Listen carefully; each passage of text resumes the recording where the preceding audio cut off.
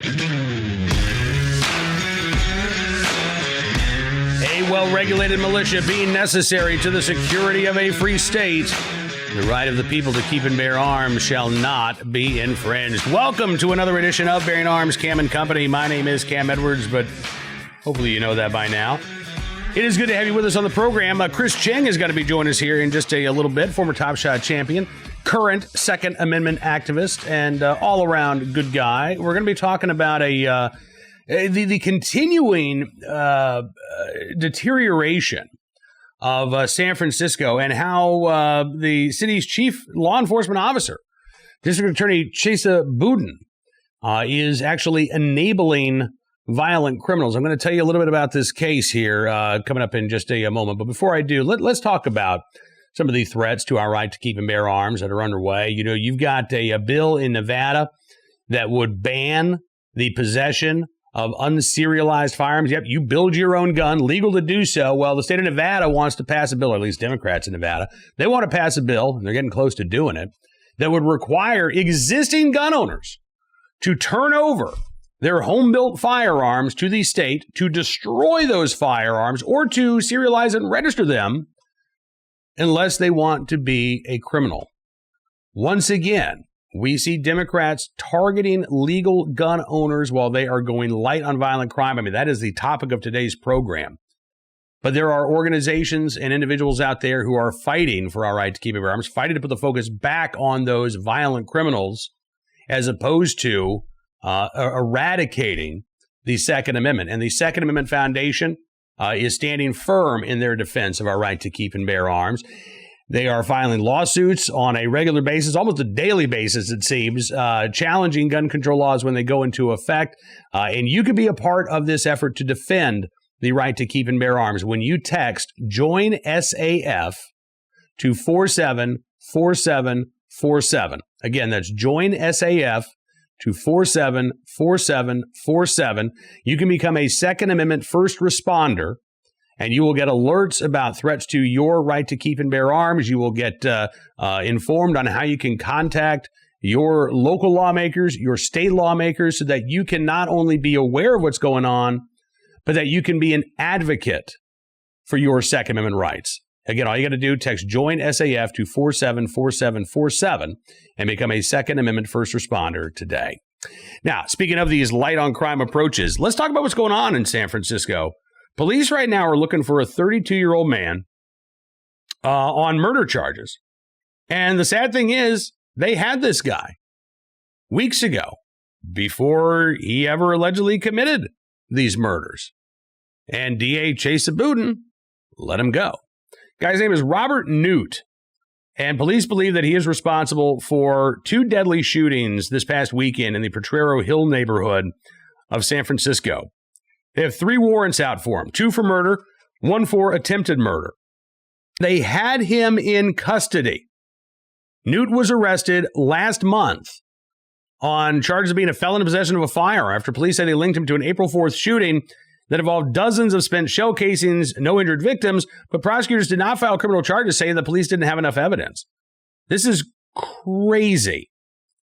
According to the San Francisco Chronicle, Newt's arrest a month ago stemmed from an April 4th report of shots fired on Quint Street in San Francisco. Officers recovered more than 30 shell casings, learned that a male suspect had exited his SUV, fired several rounds at an unknown victim with a semi-automatic firearm. By the way, Robert Newt, not a very good shot if he fired 30 rounds and didn't hit anybody. Both the victim and the suspect have fled the scene by the time officers arrived. They issued a crime bulletin to all San Francisco police officers, and a couple weeks later, April 21st, officers spotted the suspect vehicle driving on the wrong side of the road. Apparently, he drives about as well as he shoots, and conducted a traffic stop. Police said the driver and sole occupant of the vehicle was identified as Newt.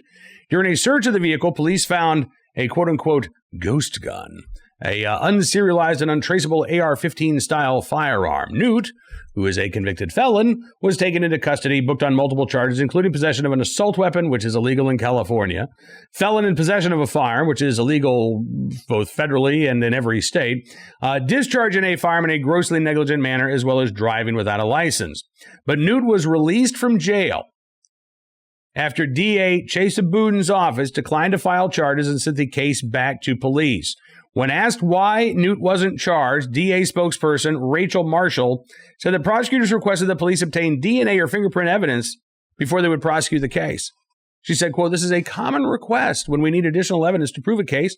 It speaks to the need for developing faster testing processes so that we can more quickly charge cases that require forensic evidence." You caught him driving a car. He's the only person in the car. There's a gun in the car that he's not allowed to possess. I mean, that's pretty strong evidence right there. But prosecutors said, well, there were problems. A police report stated that the victim in the April 4th case identified the driver who was shooting as a Samoan man, which doesn't match Newt's description. The report also says the car wasn't registered to Newt. Prosecutors say the firearm the police confiscated was found in a duffel bag in the back seat of the vehicle. Registered owner of the vehicle said he had sold the car, and there were reports that multiple people had access to it since. And they say, well, we just can't prove that this gun was actually in Newt's possession without fingerprint or DNA evidence, even though it was in his possession when they took him into custody. He's in the vehicle. The gun's in the vehicle. Anyway, they let him go. And now here we are, a couple weeks later, and police say that Newt is responsible for 2 fatal shootings this past weekend in San Francisco. Here to talk about this, San Francisco resident Chris Cheng, who has been watching what has been going on in his city and really across the state of California. Where on the one hand, you've got prosecutors like Chesa Boudin who say, oh, no, it's an injustice to arrest people for these violent crimes. Oh, no, I'm not going to do that. And then you've got lawmakers who say, you know what, we need more nonviolent gun crimes on the books. We need to make it a crime for you. I mean, I'm talking about existing state law here in California. We need to make it a crime for you to go to Oregon and purchase ammunition and bring it back to the state.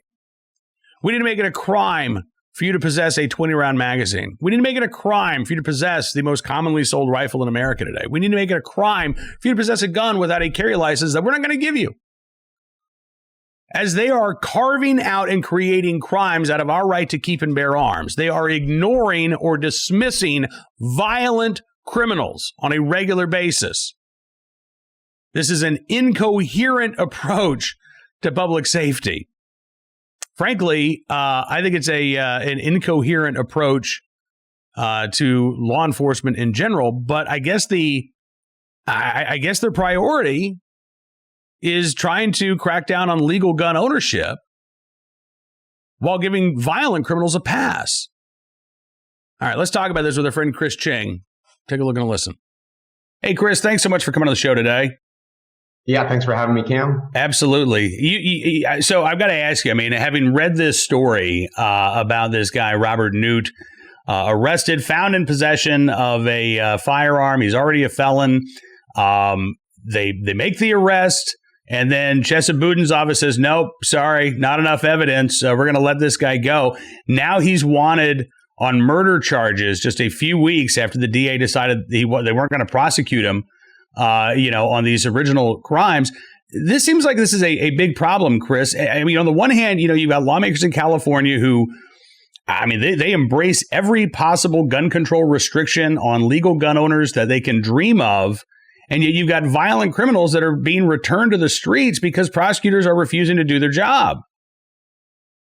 It's infuriating. And, I'm a San Francisco resident of 14 years, and I've seen the situation here just continue to deteriorate.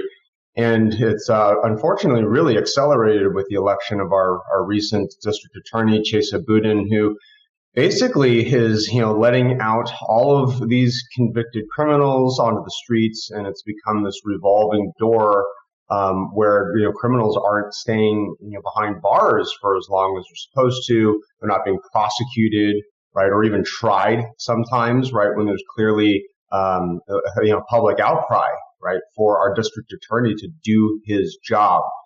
And it's just been extremely frustrating to see the situation in San Francisco. This is a city that is my home that I love dearly, but to see it being taken over by criminals. And this most recent incident that you mentioned, right, with this guy, running around the city, I mean, basically inflicting pain and harm, on the populace is just heartbreaking to hear. And the fact that Chesa Boudin, who is our district attorney and has the power, right, to do something about this, is opting not to do anything about it. Absolutely. And yeah, I mean, I know that you're not alone in being fed up with this. Boudin is facing a recall campaign, which I'm kind of surprised by. I mean, because he's only been in office. When was he elected, Chris? It was just a couple of years ago, right? Yeah, I think it was about a year and a half ago. What's shocking about the recall campaign is there's now a second recall campaign that has cropped up. Now, the first recall campaign, there's been allegations. I mean, not really allegations. I think a lot of the supporters are Republican, backers. But what's surprising about this second recall campaign is it's mostly Democrats who are anti-Boudin, who are just also fed up, right? Equally fed up with Chesa Boudin. So I guess paradoxically, we have bipartisan support for a Chesa Boudin recall because the crime really isn't political, right? It kind of cuts across. The political spectrum, right? It's like you could be a victim of a crime. Your neighborhoods can have drug dealers and drug addicts and all sorts of other problems, regardless of your political affiliation. And I'm thankful to see that there's more San Franciscans waking up to the fact that Chesa Boudin was one of the worst decisions that our city has ever made, and he never should have been elected in the first place. I'm curious. Do you think that Boudin and his unwillingness to prosecute violent crime has that made some residents think twice about their opposition to things like right to carry? I mean, if the city's becoming a much more dangerous place, it seems to me like there are going to be a certain percentage of residents who say, you know what, I want to be able to carry a gun now for self-defense. I never really wanted other people to carry a gun, but now I feel threatened every time I walk out the door, and I want to be able to protect myself. Is this having an impact at all, you think, of the gun control debate itself in San Francisco and the Bay Area?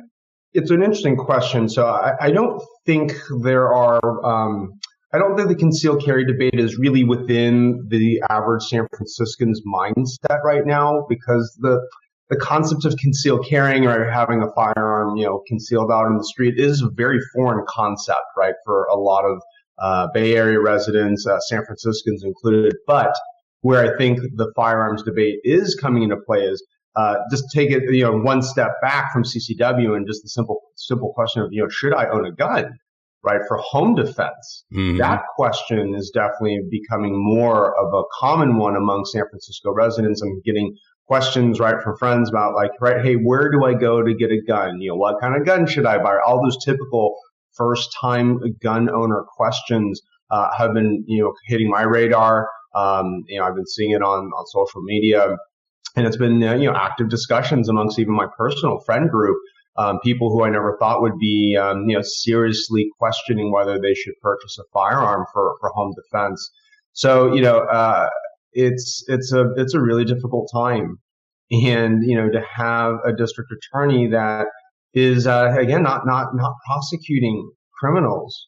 And I hate to say it, I have a feeling that there is a very strong racial layer and racial implication that's happening here, where Chesa Boudin's platform is very much about protecting communities of color, and of course I support that. Right, but I think what protecting communities of color does not mean is that if somebody commits a crime and they're a person of color, that doesn't mean that they get a free get out of jail card. It's like you aren't immune, right, to the laws or to justice just because you're a person of color.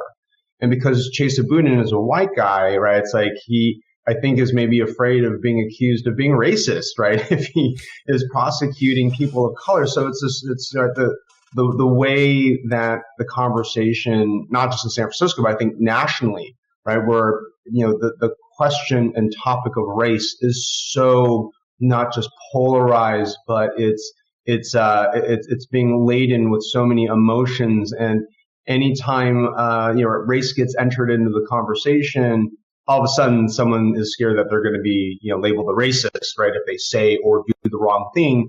And in Chesa Boudin's case, right, justice should be colorblind, right? It shouldn't matter, right, what the color of your skin is if you're committing crimes and if you're a criminal. But unfortunately, I think that race layer is negatively impacting and negatively affecting our district attorney, where he's making very, very poor decisions that's putting public safety at risk. Yeah, no, I agree with you completely. And it's not just Boudin in San Francisco. I mean, it's George Gascon in Los Angeles. It is Larry Krasner in Philadelphia. There are a number of these attorneys, I think, who are making similar decisions. And we're seeing, frankly, the impact in terms of the rising violent crime. And what's interesting, I realize that there are some folks out there who say, well, Cam, you're a rural white guy from Virginia. You shouldn't even have an opinion on this stuff anyway. But I do, and I'm going to share it. It seems to me like I agree, Chris, that there is a disproportionate impact in terms of law enforcement when it comes to arrests for minorities. But the way to deal with that, as you say, is not to simply not prosecute racial minorities who are accused of violent crimes. To me, the answer is, okay, well, what do we really need to be a crime?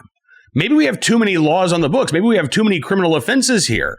And California, I think, is, there's no better example of a state that creates crimes out of thin air, or even better, creates crimes out of our right to keep and bear arms.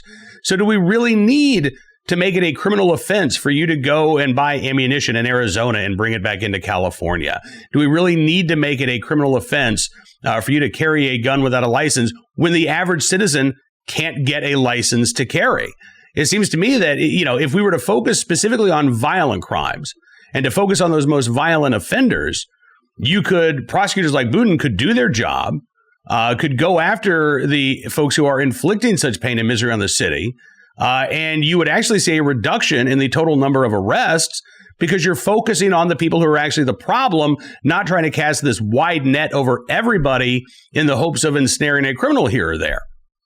Yeah, exactly. And right, to try and have these, create these laws that are so wide and broad, where it's these drag nets, right, that are basically capturing the good with the bad, and and then the law enforcement judicial system tries to kind of weed out the good ones later, and let them out. But right, it's a bad way. It's a bad way of creating and enforcing the law, and we need to create laws that are targeting criminals, right, that are not unfairly or unjustly going after law-abiding citizens who aren't committing crimes. And ultimately, I always think about, how do we address the root cause of violence, right? In the quote gun violence, debate and discussion, right? It's not guns that are causing crime. Just it's very much about, why are individuals resorting to violence to achieve whatever means, right, or ends that they're seeking. And the root causes of violence are many. Everything from socioeconomic status to your socioeconomic status, educational opportunities, job opportunities, lack of humanity, lack of community, right? So how do we really tackle these bread and butter, right, components of what makes strong and healthy communities? And for me, like, that's where, if San Francisco, can continue to really invest not just, money, but time into community programs, after school programs, right? Because we want to keep kids out of trouble, right? It's like, you got to keep them occupied with, right, activities that are nourishing for the mind, nourishing for the body, whether that's sports or, some other kind of hobby, or, music or what have you. But these are the kind of activities and community programs that, I'd like to see more of, to try and prevent violence and crime from happening in the first place. But then, of course, when crime and violence does happen, there has to be consequences, right? There has to be personal accountability and consequences, right, that are handed down when people are acting badly and breaking the law. Absolutely. And again, I have said before that I'm of the opinion that gun control is not synonymous with gun violence prevention. When I hear people talk about gun violence prevention programs that involve, violence interrupters, or, outreach to gang members, or, as you say, even things like, after school programs or summer programs, so that, kids as young as 8, 9, 10 years old aren't out there on the street during these summer months unsupervised, getting into trouble. I've got no problem whatsoever with those things. In fact, I think that's probably I do think it's a better way of addressing the issue than slapping another gun control law on the books. But unfortunately, I think a lot of politicians have trouble walking and chewing gum at the same time. I don't think they multitask very well. And as long as, they can make their happy talk about, well, we need to invest in these programs. But at the same time, they're also trying to, shut down gun shows in the state of California, or they're trying to, impose bans on unserialized firearms. If they're creating nonviolent possessory crimes at the same time they're complaining about over-policing and over-incarceration, there's a problem and there's a contradiction there that they need to address. And I can complain about it and you can complain about it. But Chris, neither you or I are making policy in California or in San Francisco. Yeah, I think the challenge that I think a lot of politicians have is, they are often, I think, both they feel obligated to have a knee-jerk reaction, right? To quote, do something, right? Do something now, right? In response to, the latest, mass shooting or the latest, crime with a firearm involved. And, for me, I think oftentimes, right, the firearm is this red herring, right? That the firearm is not the cause, right, of violent crime. Yet, right, here we go focusing on, right, banning whatever thing, right, that was used in the most recent, firearms, shooting. And so, I think that unfortunately politicians, often don't take the long view, right? They're looking for a short-term solution to basically say, I did something, right? And they, rah, rah, and then that helps them, right, get reelected, right? Because that reelection, as we all know, is one of kind of the key things for a lot of politicians. And so, right, taking the long view, there's just not as much of an incentive, right, for a politician to take the long view on topics because they are less likely to get rewarded, or they may run out of time, right? They may not get reelected, before they can, fully complete a long-term solution that's sustainable, that's long-lasting. And so, unfortunately, right, we see these gun control laws and bills constantly being put, before legislatures because it's sort of these quick wins. At least that's, I think, what a lot of anti-gun politicians have in their mind. Yeah, no, I think you're absolutely right. It's a do something mentality as opposed to doing the more difficult things that, as you say, may be more long term, but are actually effective and, frankly, constitutional in terms of fighting violent crime. So do you think that these recall campaigns against Boudin are going to be successful? And if he is ousted, do you think his replacement will be any better? Yeah, it's a good question. I think the high level view of what's happening in California here is there's a recall campaign against Governor Newsom. Mm-hmm. And right, that recall campaign recently received enough signatures to be on the ballot later this year. So we've got this recall against Governor Newsom already approved and in motion. And here in San Francisco, I think there's a pretty good chance that the recall will make it onto a ballot. And I think the reason is because during the pandemic, everybody has been, sheltered in place, working from home. And what's been happening, and I can speak to this personally, is that every time I walk out on the street, right, that the problems, the crime, the homelessness, the drug addicts, the drug dealers, it all becomes much more in your face, right? And it becomes more in focus, right? And what's different is before the pandemic, I would go to work, and I'd be gone for 8 hours a day. And I didn't see all of this human misery and crime happening, day in and day out. But now that I'm home all the time and, if I just want to go out and stretch my legs or, I take my dog for a walk around the block, it is just, it's almost impossible, right, to avoid the deteriorating conditions here in the city. So that doesn't bode well for Chesa Boudin. And so I think the recall effort will have a very good chance of succeeding. Now, his replacement, what's, in San Francisco politics gets very interesting where, just because you are a Democrat and a quote liberal doesn't mean that you're qualified. And so, the person who Chesa Boudin beat in the most recent district attorney's race. Her name is Susie Loftus, I think is her last name. She was accused for being not liberal enough, right? So she's a Democrat, but she was not liberal enough, not progressive enough. She was the, quote, conservative candidate in the DA race. And so I think she would probably be the one to, run against or, run and fill his slot should the recall succeed. And, frankly, I'm not a liberal, I'm not a Democrat, but I hope Susie, Loftus makes her way, back into the fray, because at least she has a record of prosecuting criminals, right? And very publicly stating, right, that she wants to go after people breaking the law. And, race is not as strong of a consideration, right, for her as it is for Chesa Boudin, where, right, again, I have a sense he's letting criminals go just because they're a person of color. And again, I think that's just, it's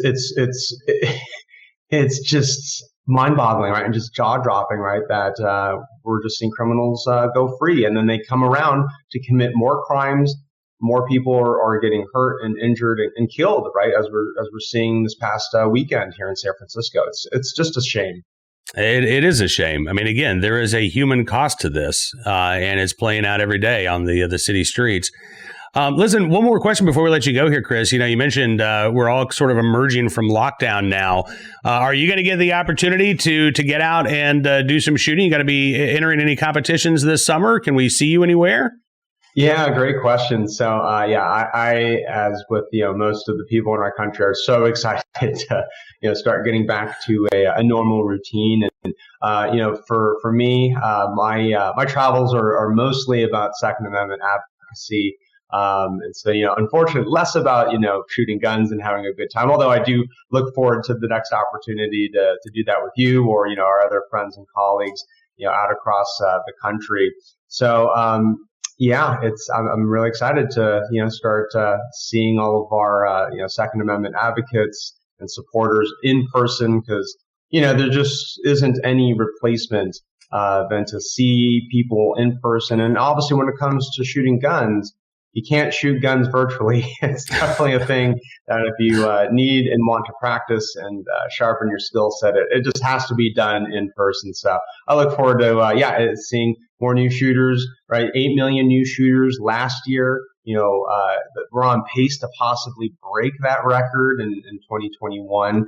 And all those new shooters are, people who I love interfacing and interacting with. So I'm very much looking forward to that later this year. Fantastic. Well, listen, man, if your travels take you to the East Coast, specifically maybe the Mid-Atlantic, let me know, because I would love to catch up with you in person. It's been way too long, but thank you so much for coming on the show today, brother. It's always good talking with you. Likewise. I'll definitely hit you up next time I'm in your hood. Excellent. Chris Cheng joining us here on Bearing Arms, Cam and Company. I really appreciate Chris spending some time here on the show today. Look forward to having him back again very soon. Now let's turn our attention to today's armed citizen story, our good deed of the day, as well as our recidivist report. Yep, even though we were just talking about one of these cases out of California, sadly, there are no shortage of these stories to be found. This one actually from Idaho, where you might not expect a headline like this. Woman sentenced for shooting when Child Protective Services and deputies showed at her home. Well, all right, so she was sentenced. Maybe that's not going to, boggle your mind being out of Idaho. How about sentenced to probation? I mean, that to me is kind of mind-boggling. A Fremont County woman received a short jail sentence and probation for firing a gun when a deputy and Child Protective Service workers showed up at her home last year. 40-year-old Valerie Rosser ordered to spend a total of 4 days in the county jail, and be on probation for a year. Yeah. Now, she could be sentenced to an additional year in jail if she violates the terms of his probation. Back on May the 5th, Rosser entered a plea agreement with Fremont County prosecutors that stipulated she plead guilty to a misdemeanor charge of resisting arrest and disturbing the peace. In exchange, prosecutors dropped 2 felony aggravated battery charges against certain personnel, as well as 2 felony injury to a child charges. So prosecutors, again, they dropped 4 felony charges, allowed her to plead guilty to 2 misdemeanors. She got 4 days in jail and then a year's probation. The incident took place back in December when a sheriff's deputy accompanied two Idaho Department of Health and Welfare caseworkers to Rosser's home. When they arrived there, Rosser reportedly refused to cooperate with authorities. She demanded that police leave and then went back inside her house. Investigators had initially been called out to the home to look into a report of an alleged fight between her and a child that began in a nearby town of Rexburg. Deputy knocked on the front door to try to get the child out of the home. As the child opened the door, Rosser is alleged to have fired a handgun 4 to 5 times. The deputy then pulled her own gun as the CPS workers helped the child get away from the home. I don't even know what to say about this. I'm all in favor of taking nonviolent offenses off of the books. Let's focus on what we got a finite number of law enforcement. We got a finite number of prosecutors. We got a finite number of jail cells. So let's figure out what our priorities are. And I don't think possession of a large capacity magazine or possession of a so-called assault rifle should be a crime at all. I think that's your Second Amendment right to own these things. But if we're letting people go for crimes like this, I've got a real problem with that.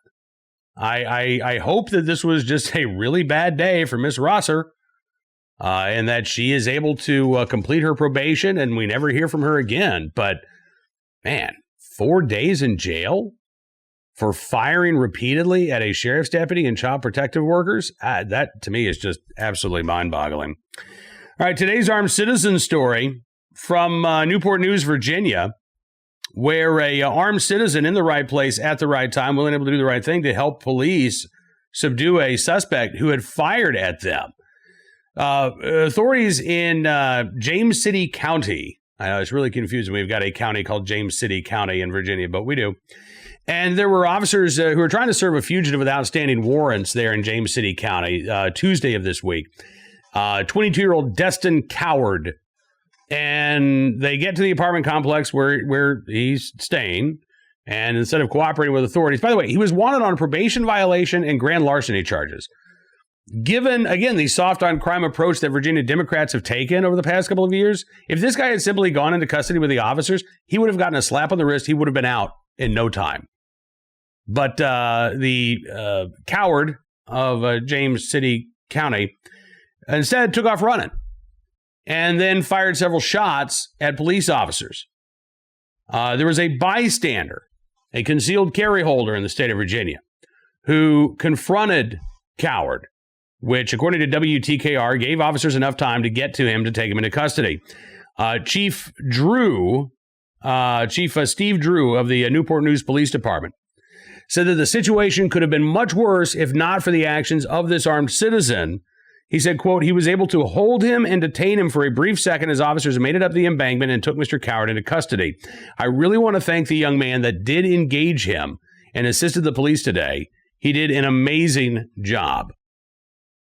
I am so glad to see the police recognition for this armed citizen. By the way, Coward, who again was facing a warrant on grand larceny charges as well as a probation violation, something that likely would have returned him to the streets in a matter of days. Yeah, now he's facing attempted capital murder, use of a firearm in the commission of a felony, as well as possession of a firearm by a felon, which, had this happened in San Francisco, I'm sure Mr. Coward would probably be getting the key to the city from Chesa Boudin right now. But nope. In Virginia, he is still likely to at least face some time behind bars for those alleged crimes. All right, finally today, also from Virginia, Gloucester County. Now, I'll be honest with you. I know the headline says video captures hero cop single-handedly lift overturned car off woman to save her life. I don't have the video for you. And to be honest, the video itself is fairly underwhelming because it's a body cam. So you can't actually see anything as the officer is pushing this car because he's up against the car. So the body cam is not actually capturing any video. But the story itself is absolutely amazing. This happened May the 7th. Deputy John Holt, responding to a call of an overturned vehicle with somebody trapped. He said, the Gloucester County Sheriff's Office said the driver was laying underneath the vehicle with her head pinned by the sunroof. Seeing the trauma that her child was witnessing, Deputy Holt went into overdrive, and he actually lifted up the car enough so that she could extricate herself. I mean, it's absolutely incredible. Officer Holt, through sheer will and determination, according to the Gloucester sheriff, due to fearing the female may succumb to her circumstances in front of her panic-stricken child, took quick action and was able to physically lift the vehicle up enough for the driver to maneuver her head out to safety. According to the sheriff, this is not, by the way, the first time that Officer Holt has been hailed as a hero. 3 months ago, he was given the Top Cop Award for the region that serves Chesapeake, Hampton, James City County, Newport News, Norfolk, Poquoson, Portsmouth, Suffolk, Virginia Beach, Williamsburg, York, Gloucester, Isle of Wight, Smithfield, and Windsor counties. That was given to him by the Greater Hampton Roads Regional Crime Line after he saved the lives of 2 individuals from a burning home back on March 24th of 2020. So Deputy John Holt with the Gloucester County Sheriff's Department, repeatedly in the right place at the right time, willing and able to do the right thing. We thank you, sir, for your many good deeds. Now, that is all the time we've got for you on this edition of Bearing Arms Cam & Company. I want to thank you for being a part of the program, as always. I also want to remind you that you can become a VIP subscriber to BearingArms.com. That way you'll get exclusive analysis, commentary, and more, and you will support the work that we do here each and every day, protecting, defending, and informing you of the threats to your right to keep and bear arms. All you got to do is go to BearingArms.com/subscribe. Use the promo code GUNS, and you can get 25% off of your membership. This is going to be the last program of the week. As you know, we take Fridays off so we can do a lot of writing for Friday and the weekend on the website, BearingArms.com. We'll see you back here on Monday with another edition of Bearing Arms Cam & Company, but don't forget to check out the website throughout the weekend. We will be posting fresh content all weekend long. Hope that you have a fantastic weekend. Until we talk again, be well, be safe, and be free.